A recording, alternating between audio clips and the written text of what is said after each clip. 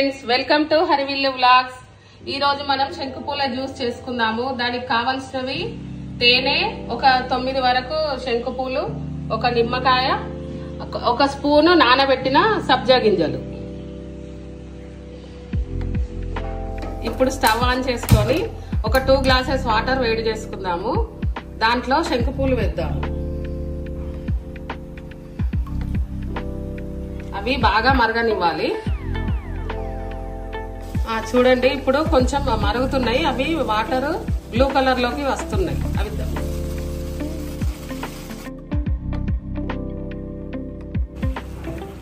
చూడండి, ఇప్పుడు water blue colour లోకి వచ్చినాయి.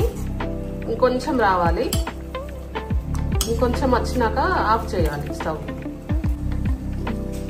Friends, water మరిగినాయి. ఇప్పుడు స్టవ్ ఆఫ్ చేసుకుందాము. చేసుకొని వాటర్ చల్లారినాక జ్యూస్ చేద్దాం.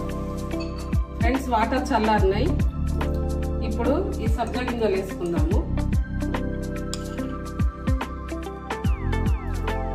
ఒక 2 స్పూన్స్ వేసుకుందాం.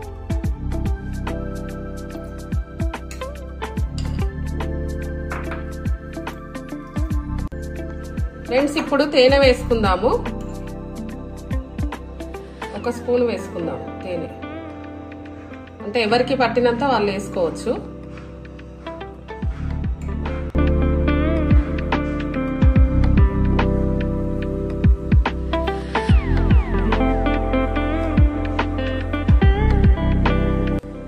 నెక్స్ట్ నిమ్మకాయ పిండుకుందాము. నిమ్మకాయ లేకుండా కూడా చేసుకోవచ్చు, నిమ్మకాయతో చేసుకోవచ్చు. కాకపోతే నిమ్మకాయ వేస్తే కలర్ మారుతుంది.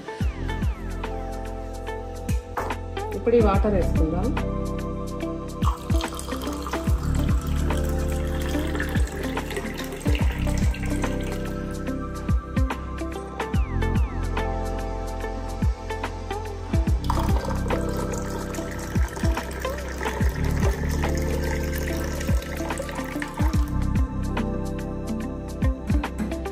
చూడండి, ఇది నిమ్మకాయ పిండినాం కాబట్టి కలర్ మారింది.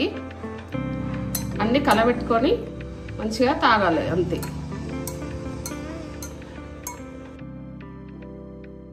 ఇప్పుడు శంకుపూల జ్యూస్ రెడీ అయింది. నేను చెప్పిన మెథడ్లో చేసి తాగి టేస్ట్ చూసి చెప్పండి. Boy friends.